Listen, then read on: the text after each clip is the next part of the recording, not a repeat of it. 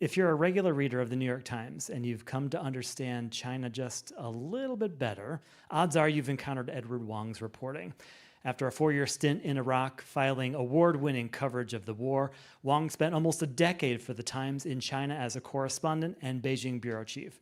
He's one of the most reliable bylines in the Times, offering important insights and deeply reported stories, now as the paper's diplomatic correspondent based here in D.C. We're here tonight to explore his latest endeavor, his memoir, At the Edge of Empire, A Family's Reckoning with China. But it's more than a memoir. Tonight you'll hear about his family's incredible story and journey from China, but you'll also hear a fresh and more nuanced understanding of the story of China and its rise into the modern century. Moderating the discussion tonight is Here and Now co-host Scott Tong, whose own experience in China will prove a valuable resource tonight. We are in good hands. And a quick note, we'll be taking your questions throughout the hour. Head to slido.com and enter Wong, and we'll get to as many as we can. And Edward's going to be signing copies of the book afterward in the lobby. Now, please help me in welcoming Scott Tong and Edward Wong.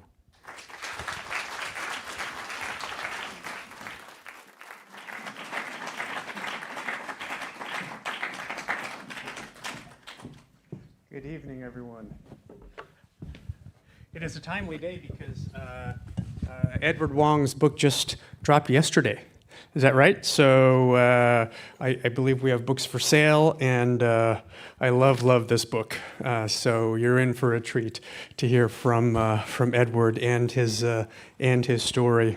Edward, I've got all these notes, but what strikes me about the book, and I want you to talk about it a little bit with us, is it is really your story and your father's story, right? I mean, you've been Beijing bureau chief for the New York Times. You were there from 2008 to 2016. You covered so much that we'll talk about. We'll talk about China now, but you really wanted to chase your father's story. He grew up in southern China, eventually made it to the United States, to the DC area where you were born. And this book, it jumps between a chapter of Edward's life, yours, and then your father's life. It kind of goes back to his story in China, and then yours, and then a father chapter. It's like a Christopher Nolan movie. Mm-hmm. Why this structure? Well, as you know, Scott, because you've done great reporting on China, when you report on China and then you walk away from it and you want to try and sum up some of your thoughts on China, it's a difficult undertaking because it's such a vast subject. You know that a lot of American readers or readers in other countries are coming to it without a lot of information on China. There's a very dense history, very dense politics. And so I thought the best way to try and tell a story about China that would both educate and entertain the average reader would be to tell it through this very personal narrative. And a lot of family members, they've each had different experiences of China, but the story that has stuck with me the most through the decades has been that of my father. And the reason for that is because he became entranced by Mao's revolution at a very young age. He graduated from high school into the first class of students that were entering communist-ruled China, high school students. And then he decided to train for the Air Force to fight the American military in Korea, and then was posted out to the far northwest frontier in Xinjiang, where there is a large population of Kazakh Muslims and Uyghur Muslims, and was in the military occupation sent out there by Mao. And then he eventually makes his way, for various reasons, to Hong Kong, and then his birthplace of Hong Kong, and then the U.S. And so I thought this arc of his embrace of communism, and then his disillusionment, and later his move to America, it sort of encapsulated a lot of the stories that I heard while I was in China. Because I think that one of the things that readers or people in America have a hard time grappling with, especially in the current discourse around China, is why would someone be attracted to the Communist Party? What is it about this force in the 20th century that really pulled people towards them? And I wanted to really get at that through my father's story. And just to place us in time a little bit. We go back to 1949 when Mao declares the People's Republic. Your father is a young man. Korean War comes along a couple years after that. And as you say, he's excited to join the Air Force in the tippy-top northern edge of China. Your father spends his life on the edges of China, hence the title, At the Edge of the Empire. And so he's in Harbin, right by the Russian border. And he believes in the party. Eventually, he's dying to join the Communist Party. What does he tell you about why? A lot of it is rooted in the governance of the nationalists. This was the government that ruled China and was engaged in a civil war with the communists. And I think for a lot of Chinese Chiang Kai-shek, allied with the U.S., right, lost the Civil War. Exactly. And the nationalists were also fighting the Japanese as the Japanese were trying to occupy China. And so my father saw what was happening in China under nationalist rule when he was going to grade school and high school in Guangdong province down in the south. And he saw economic ruin coming to China. There was a lot of inflation. He saw poverty. He saw a lot of homeless people in the streets. He saw things like gambling dens and brothels.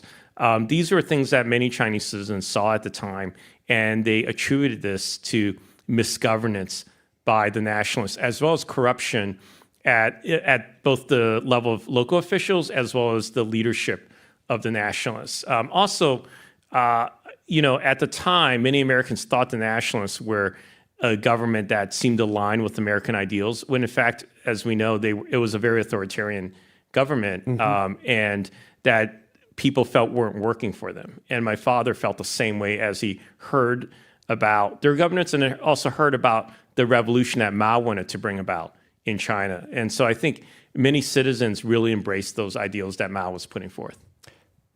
One of the tragedies you write in this book is your father, who believes in the ideals of new communist China in the early 50s, is banished. As you say, he gets sent from the northern edge of China to the far western edge of China. How many of you have heard of Xinjiang in far western China? Yes, so your father is sent to Xinjiang, borders the stands right next to Kazakhstan on the old Silk Road, where the majority are these Uyghur Muslims. They've been in the news. The U.S. State Department calls, how Beijing is treating the Uyghurs. They call it a genocide. But your father is eventually sent there. He's banished. And he doesn't figure out why for years. Why is he banished?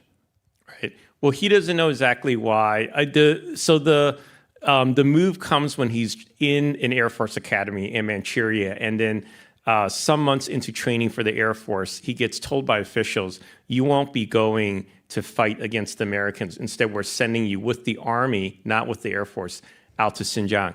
And it takes him around a half year in Army trucks to get out there. He arrives in wintertime. He eventually finds out that the banishment happens because of his family background. He was born in Hong Kong. He came from a family of middle-class merchants. His father sold herbal medicine and had shops in Hong Kong and Guangzhou. His brother, Sam, older by 4 years, had decided to take a scholarship from the American government to go and study engineering in the U.S. So that's like strike one, strike two, strike three. Yeah, and this is all happening when Mao was pushing a campaign against counter-revolutionaries. People would be investigating the backgrounds of soldiers, of other officials, and this eventually becomes something, a black mark in the file, in the dossier of my father. And as anyone who has lived in China knows, the government keeps a dossier on everyone in China called the档案, and everything about your past is recorded in that dossier.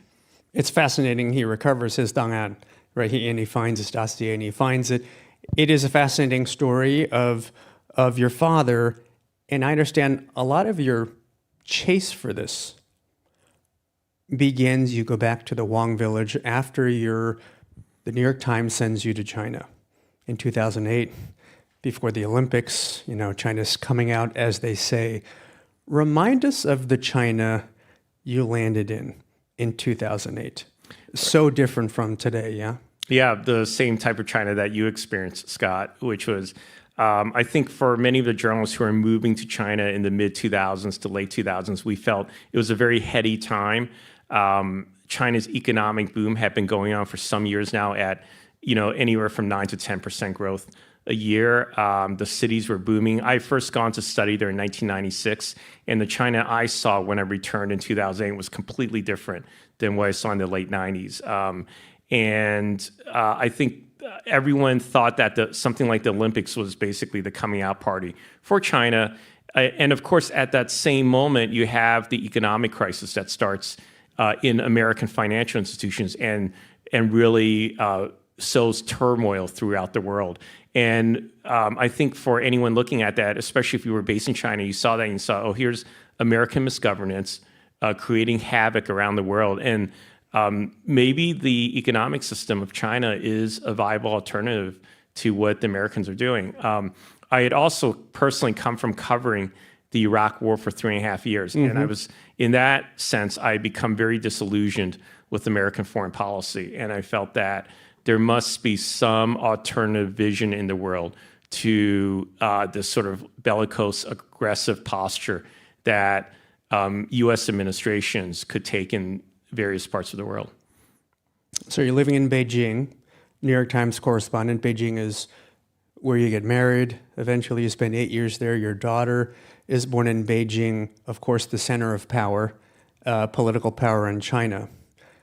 But your village, the Wong village, is down at the bottom of China, in southern China. I'm sorry we don't have a map here. We're kind of going all over the place. But your village in Guangdong province near Hong Kong is called Taishan or Toisan in the local dialect. And it turns out a lot of Chinese who've come to this country are from Toisan. A lot of them helped build the Transcontinental Railroad. A lot of them came early on to work in restaurants, to open small businesses. Why is that? Yeah, southern China has always been the nexus between the Western world, for lack of a better term, and China itself. And that happened throughout the centuries. It was accentuated in the Qing dynasty when there was a lot of trading going on, sometimes by force, when Western powers forced the Qing government to open up treaty ports in the south and southeast. And then they seized Hong Kong, of course. And so that area had always been this entry and exit point between people of different cultures and civilizations and between ideas too. And so Toisan County or Taishan County became this point where many Chinese men emigrated from that area, became laborers in America as well as in other countries. They became the basis for the Chinese American diaspora in the U.S. They formed Chinatowns. They worked on the railroad, and they eventually opened restaurants, laundry mats. And my father eventually becomes part of that when he comes to America. But in the book, I write that my idea of the South is that it's also a frontier area. It's also an area not part of the heart of what we might think of China, but as this very unique place that, because of the way it has taken in ideas from outside China, it becomes this very fertile area where revolutionaries come from, where rebels come from, and many of the changes in modern China originate in the South. For example, Sun Yat-sen, the person who would lead the movement that would overthrow the Qing dynasty and form a modern republic, comes from the province of Guangdong, for example. Yeah, well, and other intellectuals, right, who thought about China's place in the world, Liang Qichao, Kang Youwei, Hong Xiuquan. I mean, people in this room, some will know those names of, again, that part of southern China, Guangdong province. Eventually you go and find the Wang village. And I want to ask what it's like, because when I eventually went with my dad to find the Tong village, another part of China, Jiangsu province, it was a lot of things. It was comical because we almost couldn't find it. took a day of kind of asking people who know other people who know other people, right, to find the place. It's just great victory, right? Because in every Chinese family, you hear these sentences that begin with "you should," and then it's "you should go to your village," Right. and then you should invest in your village. You should, you should, you should, you should. We finally get there. And it's also kind of a downer because there's hardly anybody there, at least in the Tong village. What did you see? I mean, I found almost exactly the same thing you did, which was I went down to Taishan County, which is just, as I said, it's kind of a legendary area of China. And the village is depopulated. It's called Hotwall in Cantonese. It's depopulated, not very many people. My father had told me to link up with a cousin who still lived in the area, and he brought me there, as well as the head of the Wong Association, who tracks the history of the Wong family over centuries. They've got these like huge, massive volumes in Taishan County, and they all took me there. And I saw, these low-slung one-story buildings, the rice paddies, but hardly anyone living there. I did find my my father's old villa where he had grown up as a young child after he left Hong Kong during Japanese occupation. But the other thing that I found throughout the county was that this amazing and stunning architecture, which I wrote about for the Times, these villas and 5 or 6 story towers, watchtowers that were built in the early 20th century in the style of European buildings. So like, for example, these watchtowers resembled towers you would find in the Tuscan countryside in Italy, medieval towers. And it was because the people of Taishan who had made some money overseas from their labor came back. They were fairly well off back in Taishan County, and they would construct these villas in the style of European architecture because they admired what the West represented. And again, it shows how Taishan and Guangdong is this meeting point between these ideas from different cultures. And I think that it's a very important defining element of that part of China. Yeah. It segues to a question we have from the audience about Hong Kong and independence-minded Hong Kong. Tiny bit of tortured history here, as you're describing, Ed. Southern China, where Hong Kong is where it interacts in the 19th century with the British, among others. The British come. Many of you have heard of the Opium War.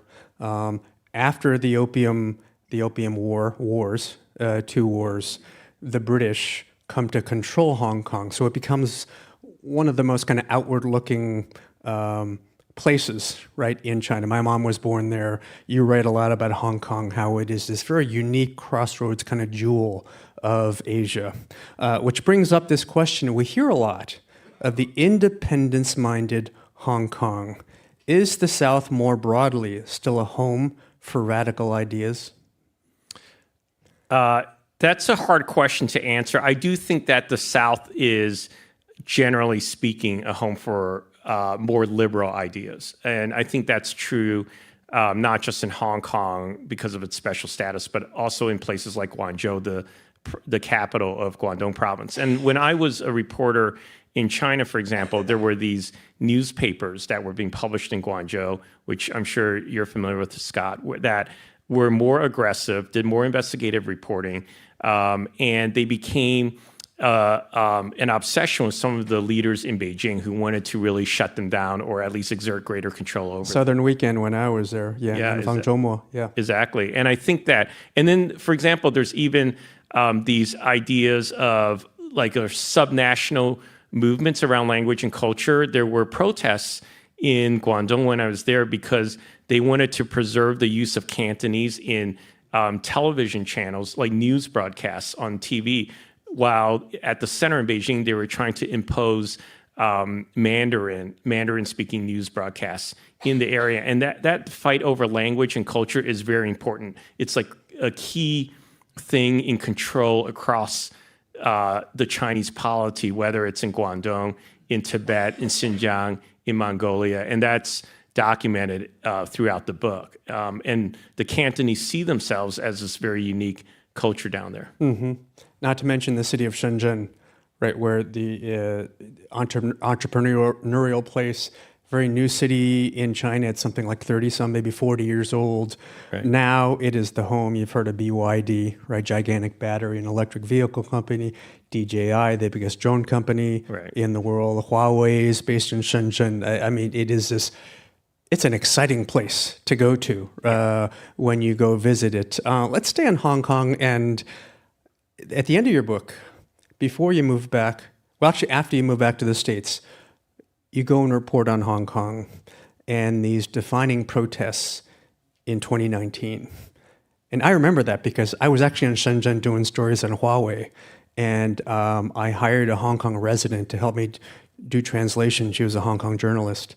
And she said, I got to go because I have to go to these protests in June of 2019 because this is Hong Kong's future at stake. There was legislation that the pro-Beijing government was pushing in Hong Kong.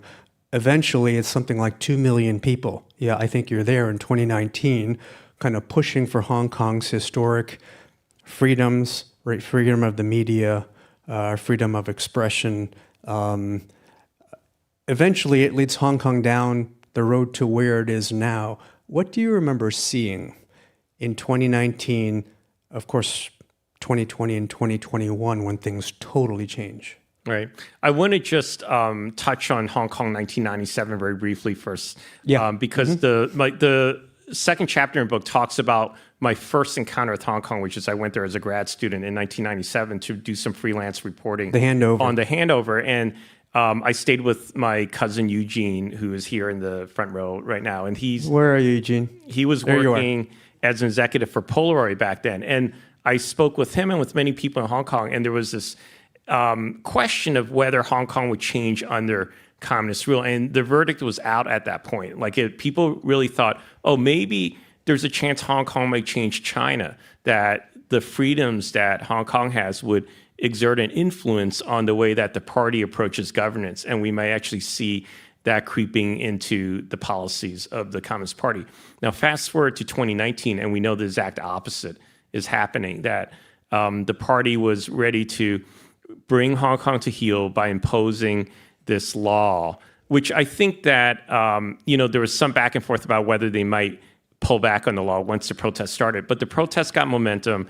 And then I came to Hong Kong in November of 2019, right when at the time I didn't know this, but this was the peak moment for the protests. It was basically the last, you call it the last stand of the freedom movement in Hong Kong.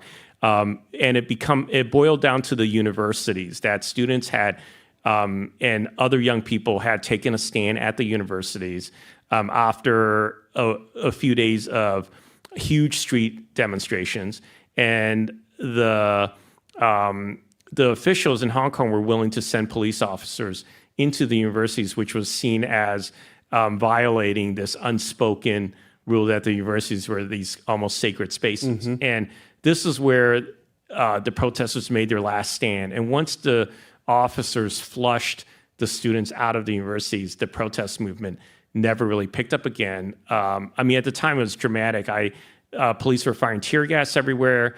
I went onto one campus and saw the students practicing with bows and arrows. They had constructed Molotov cocktails and put them in bins, and they used them against the police when the police came onto the campuses. But it really was the last gasp of that freedom movement in Hong Kong, because then the pandemic happens, which gives officials great leeway to impose security measures across Hong Kong. And then Beijing imposes the national security law on Hong Kong, which then allows police officers to arrest people on the most vague charges of dissent. And extradite them to mainland China, it's opaque judicial system. Another audience question on Hong Kong. On paper, China is supposed to take over not until 2049. The question is, what do you think the future of Hong Kong will become when China officially takes over in 2049? We see the evolution already happening pretty quickly now. So I don't think we have to imagine too much what will happen. It will become in some ways a version of many other Chinese cities, in that there will the liberal press that Hong Kong had enjoyed for decades, the court system, all of those I think will be subservient to the party and its needs. I don't think we'll see any or much independence in those realms, which are among the most important things for preserving these freedoms in Hong Kong. There definitely won't be any movement towards democracy. I mean, there was never democracy in Hong Kong. There was never true democracy under the British. And in a way, that's the tragedy, is that when the British made certain decisions in their negotiations with the Chinese that never allowed a real post-colonial existence for Hong Kong. Whereas in many other parts of the British Empire, there was the British did relinquish the movements towards true independence or true post-colonial rule. And just for clarification, Edward, when you use the word liberal democracy in a Chinese context, what do you mean? I mean, I don't. When I use the word liberal democracy, I don't refer to it in Chinese context. I only refer that's a Western. Okay. It's taken root in the West. It exists in maybe some other parts of the world outside of the West, but when I use the word liberal, I mean it in terms of freedom of expression, like the press or rule of law, in that sense. And I think those did exist in Hong Kong for some decades, but now they're quickly eroding. Yeah. In the PRC,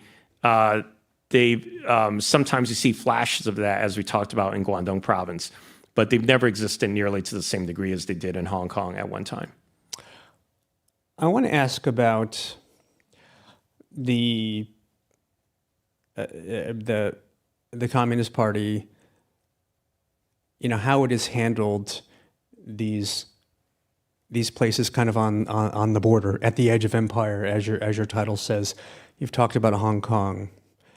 Your father spent several years of his life in Xinjiang, and you spent a long time kind of chasing down your father's life in Xinjiang. It is far from Beijing, from so much of the other parts of China proper. But what you're right about, and there's a fair amount of coverage of this, is events that happened in Xinjiang with regard to the Uyghurs, some violent episodes where, in the reporting, some Uyghurs attacked Han Chinese, the majority ethnic group, were Han Chinese, or the other way around. Eventually, Xi Jinping is in power in 2014, and you write about, I think, an episode, a document, or a speech that he gives about Xinjiang that I think is really revealing about his view of China and its frailties. Can you talk about that? Yeah, I think 2014 is really the turning point when Xi Jinping decides he has to change the policy in Xinjiang. And really, I mean, it had been a fairly repressive policy even up to then, but he decides he needs to put it on steroids because there have been these violent episodes, which, you can look at them as reactions to the repressive policies that were taking place out there. And also, I think that there was some fear. They were seeing ISIS in the Middle East, and they were like thinking, oh, what if that type of radicalism takes root in Xinjiang? And so he decides that he needs to forcefully assimilate, he uses that term, assimilate the Uyghurs into what he considers mainstream Han culture. Yeah. And just to be clear, sorry to jump, Uyghurs look entirely different. Right? Yeah. Their language is entirely different, culture is entirely different, majority Muslim, totally different. Yeah, they speak a Turkic language. They're much more related to Uzbeks, for example, than they are to the Han. And they're essentially, their homeland is part of Central Asia. And so at an important work conference in Beijing, a secret work conference on Xinjiang policy says, they must be assimilated into China. And so he begins this program of forceful assimilation that eventually results in the internment camp system that I think many of us have read about, where 1 million more Uyghurs were put into these internment camps. And then the purpose of the camps is to try and eradicate certain practices of Islam from the Uyghurs. That includes ensuring that they don't fast during Ramadan, for example, or try and make the Hajj pilgrimage to Saudi Arabia, which are these pillars of Islam. And because I think that in the minds of Xi and some party leaders, eradicating that is the only way to sort of tamp down on any movements towards autonomy, because the culture at the root of it is this cultural difference, in his opinion. And what's interesting is, and there's an echo of my father's experience there. I mean, he had different experiences in different parts of Xinjiang. He worked with Uyghur and Kazakh soldiers, but Xi Jinping's father, Xi Zhongxun, was the political officer in charge of all of Northwest China and Xinjiang at the time my father was out there.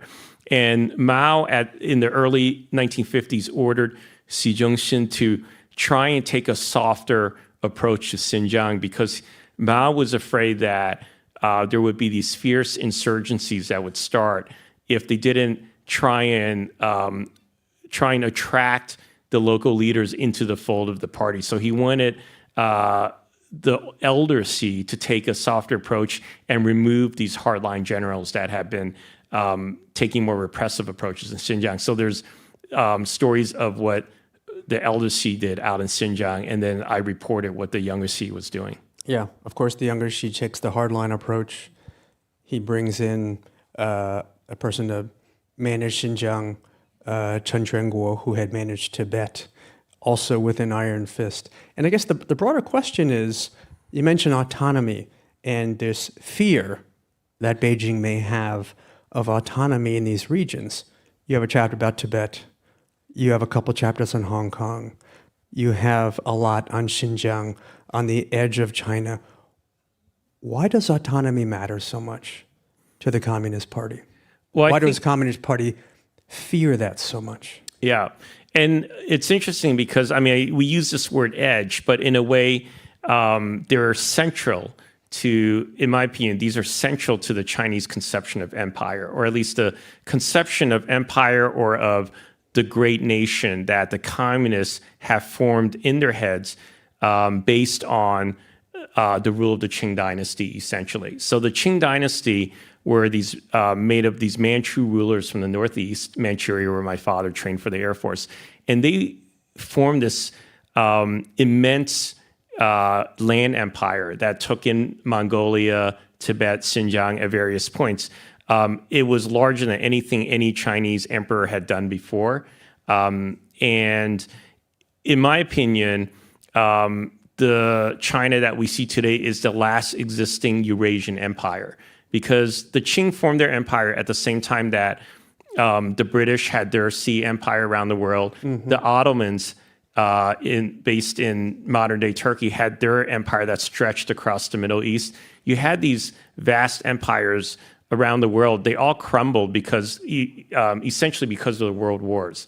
But in China, the nationalists tried and failed, and then the communists tried and succeeded in holding on to much of the territory that the Qing had taken in. And I think this gets to some of the core of the way that the party operates, because if you imagine what the Ottomans, for example, would have to do today to maintain control over the entire Middle East, this is what the party is doing. They're using force. They're using the security services. They're using forceful assimilation. They're using mass surveillance to maintain control over this vast land. And in a way, it defines what the party is. So these things, these frontier regions, are a defining feature of China. They're not just these things on the margins of China. And is the example of what not to do the Soviet Union that broke up? Right. First of all, it saw the Baltics on the edge of empire leave first. Is that kind of the nightmare scenario? Exactly. When Xi Jinping has delivered several remarks where he has talked about the dissolution of the Soviet Union. And in his mind, this is something that he has to, at all costs, prevent from happening in China. And I think that he and other party officials have studied what happened in the Soviet Union. They've studied what happened in Moscow under Gorbachev and under Yeltsin. They studied which parts of the Soviet Union broke off first and declared independence. And they look at the Central Asian republics, the Stans, Kazakhstan, Kyrgyzstan, Uzbekistan. These are all they're proximate, they're right on the borders of Western China. And there's a lot of cultural affinity between these areas and China. And I think that he feels that he has to prevent these autonomous movements or movements for independence at all costs, because it is partly what weakened the Soviet Union. Yeah. Another question from the audience. Does the Chinese leadership see the expansions of Western countries like the United States over the previous century as an excuse for Tibet, etc.? I mean, we should keep in mind, and you write about this several times in your book, the prevailing narrative in China is that since the Opium War, right, it endured this century of humiliation at the hands of multiple European powers, the Japanese, the United States, and in, missionaries, business person, had some concessions in parts of China. Right.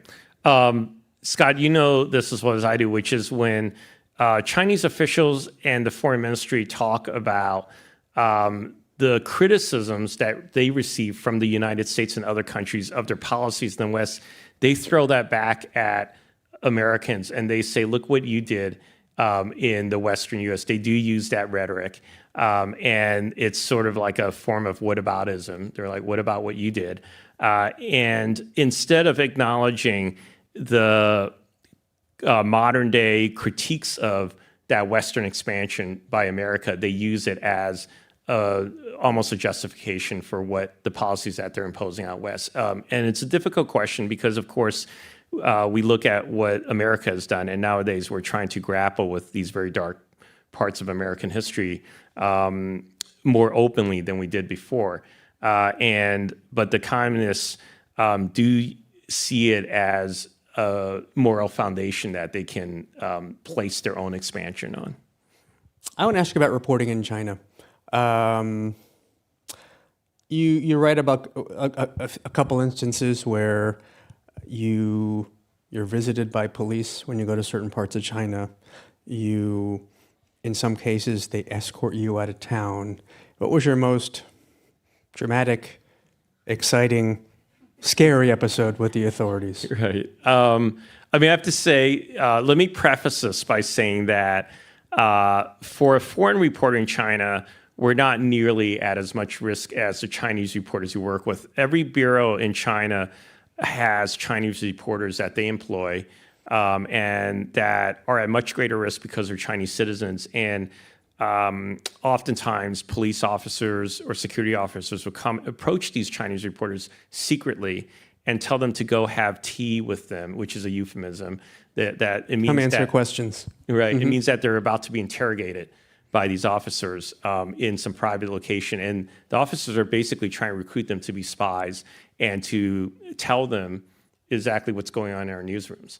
So I have to say that the Chinese citizens we work with are at much greater risk than we are. Yep. There are occasions when we run into some very tense moments with security officers. And right. You have to tell your scary story, Ed. Right. Okay. And one of them was, for example, and often these take place in these Tibetan or Uyghur areas. Yeah. And one of them was when I was trying to get to a part of Western China where a young Tibetan monk had just committed self-immolation. Yeah, and this was in 2009, early in 2009, in the winter of 2009. And I was driving over snow-covered roads with a team with a Tibetan driver, trying to get to this one town and this monastery. And we thought we would make it. We were driving through the night, and we thought we would make it there by dawn. But we ran into a checkpoint up in the mountains that was manned by a half dozen officers in uniforms. They looked like paramilitary officers. And they pulled us out of the car. They questioned us. They looked at our passports. They saw we had journalist visas. I was with one other Times reporter. They saw that we had journalist visas in the passport. They saw our Japanese photographer also had a journalist visa. And then we were held there on the snowy pass for several hours in the middle of the night. Then they called police officers to come pick us up. And then we were essentially put into detention in this police building nearby overnight, and they were interrogating our Tibetan drivers. So my biggest fear is what would happen to the Tibetan driver who was working with us. And I was desperately calling the foreign ministry in Beijing to tell them what was happening, hoping that central officials in Beijing would somehow tell these local officers to let us go. That didn't really pan out. Eventually, we are told to drive for a full day to the nearest airport, and then we're forced to get on a plane and fly back to Beijing. The Tibetan driver was then told to go back to his hometown, which was in a different province. So then once he left Gansu province, didn't have power over him, but he was told to drive back to his hometown. Did you ever have a source punished for talking to you disappear, interrogated after the fact?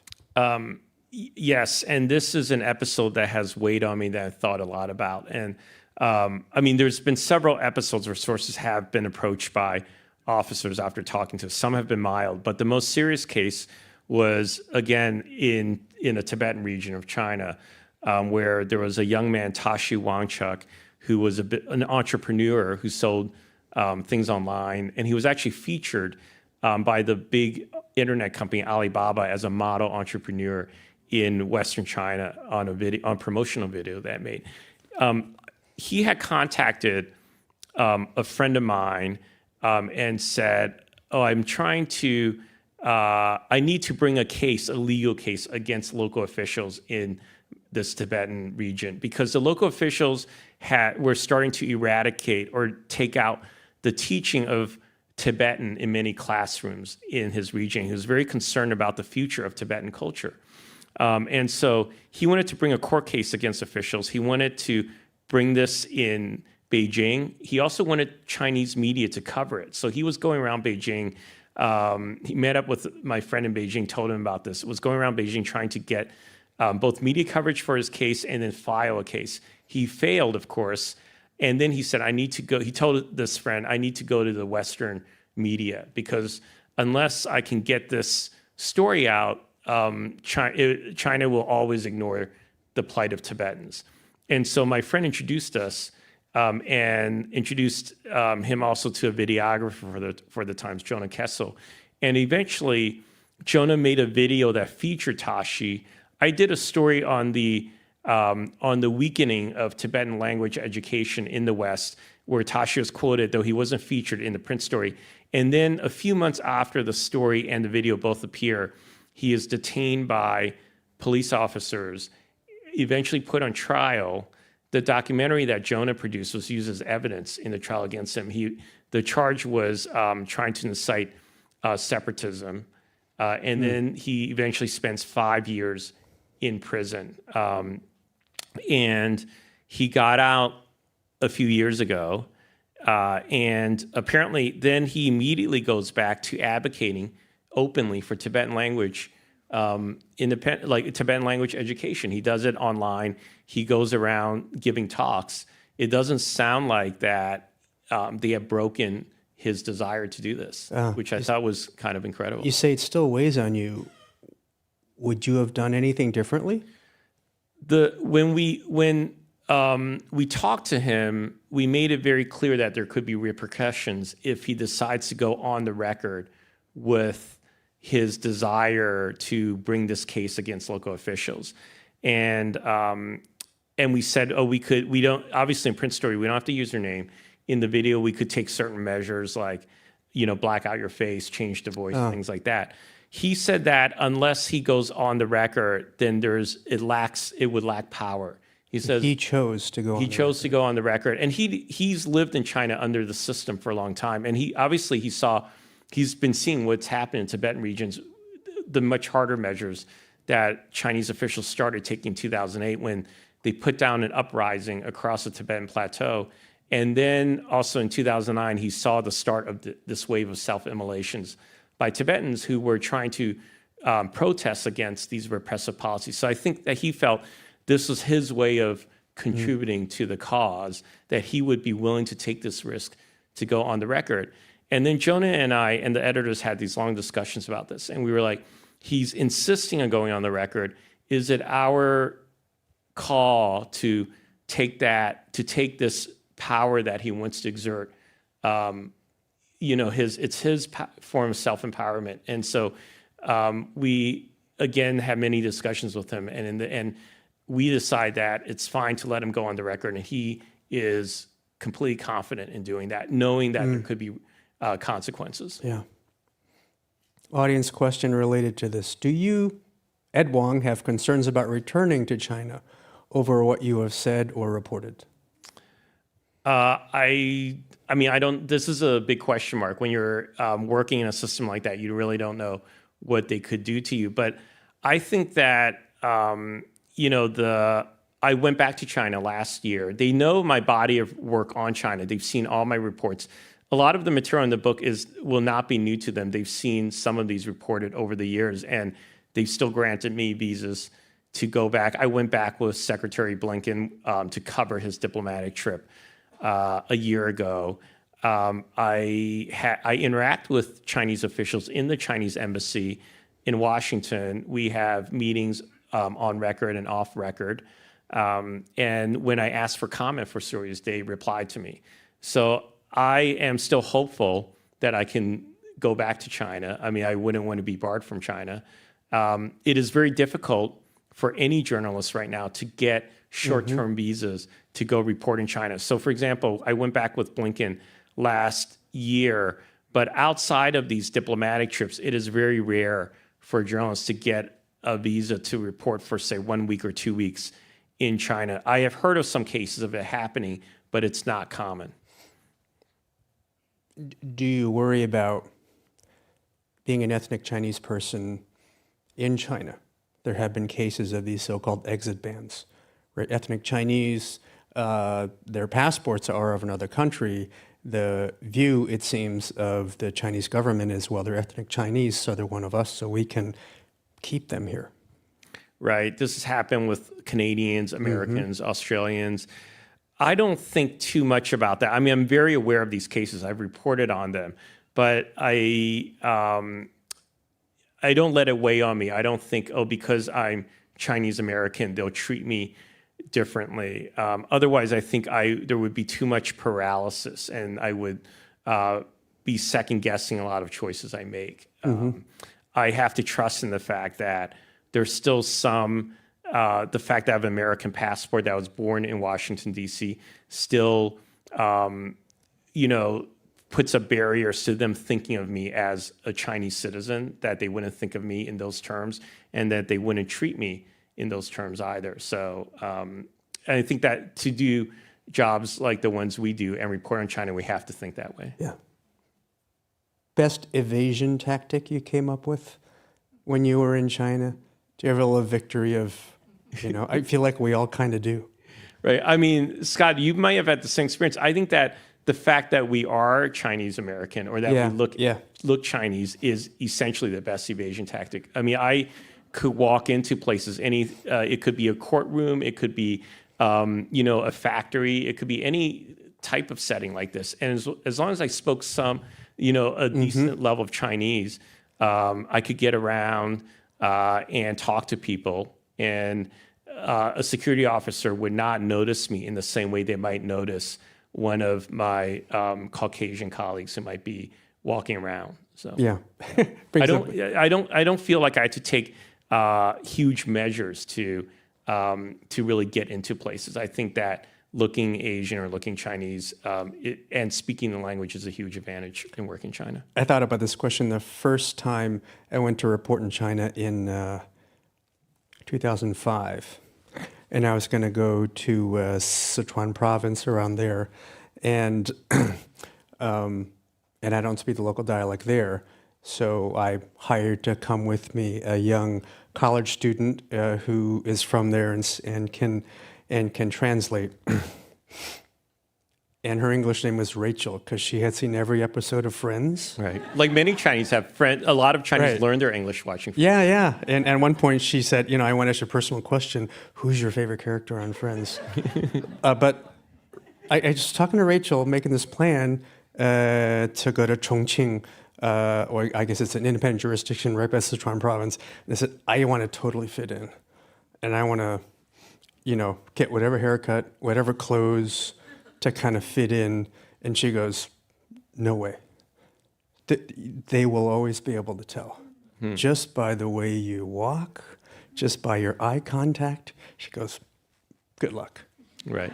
Wait, what year was that, Scott? That's 2005. Okay, yeah, that's really interesting because so when I first went to China to study in 1996, and then when I did a long backpacking trip across China in 1999, Chinese would be able to tell very easily whether I was an outsider and not from China.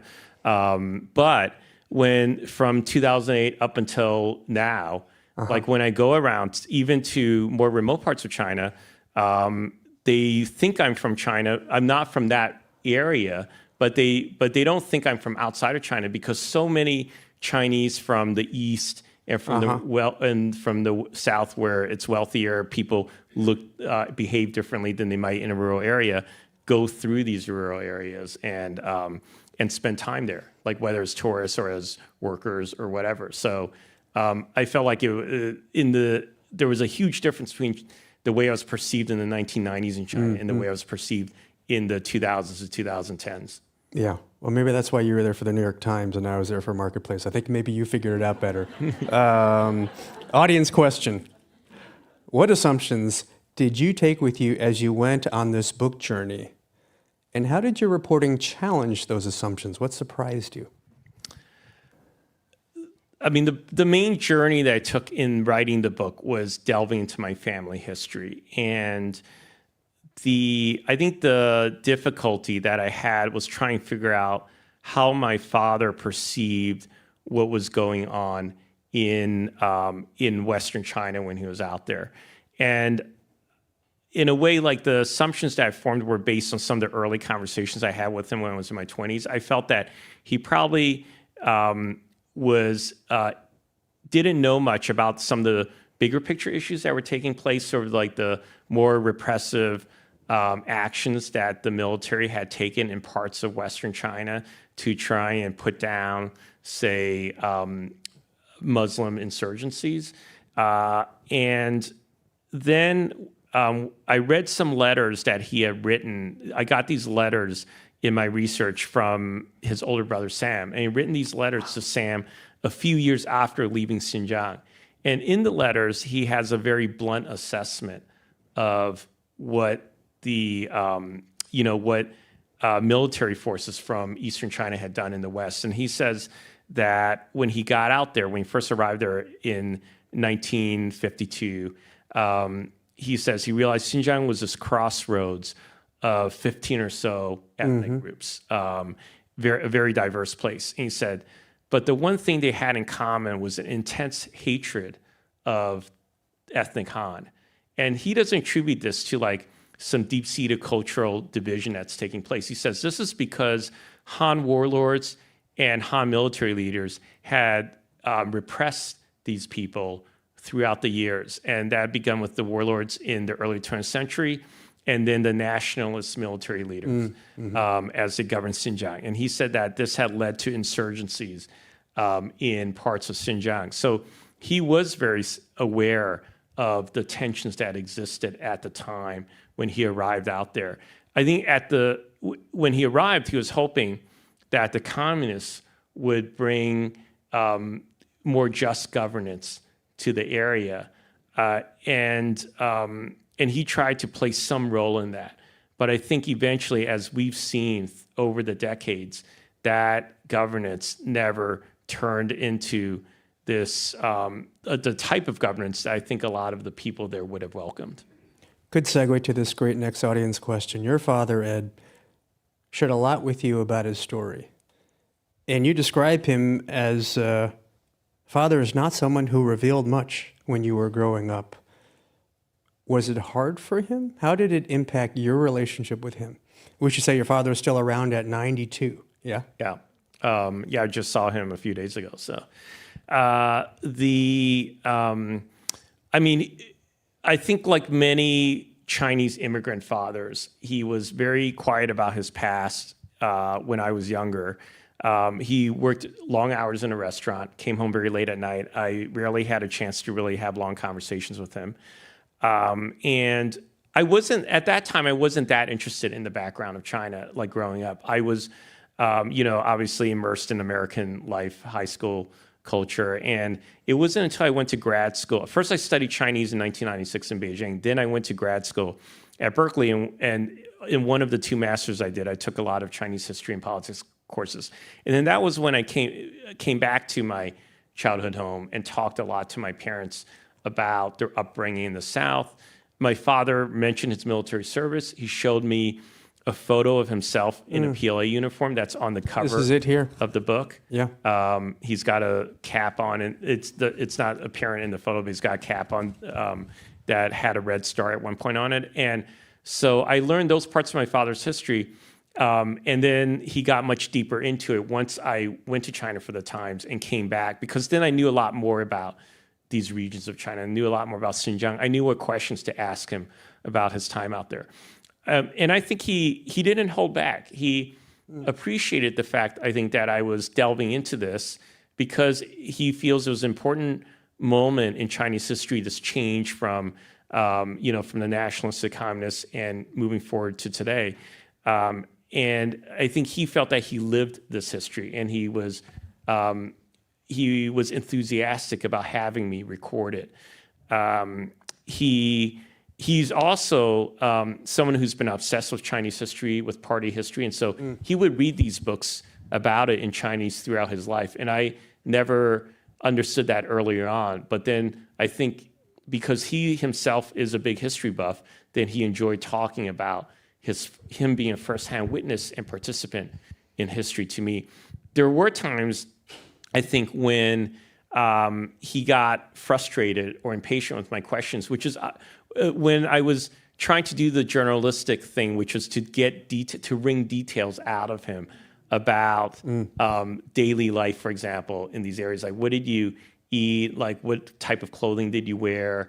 What types of conversations did you have? What did he say? That's not important, Ed? Yeah, exactly. He was like, why are you trying to get all these details? You don't really need them for the story, like things like that. But of course, as we know, the details are what make a story. Yeah.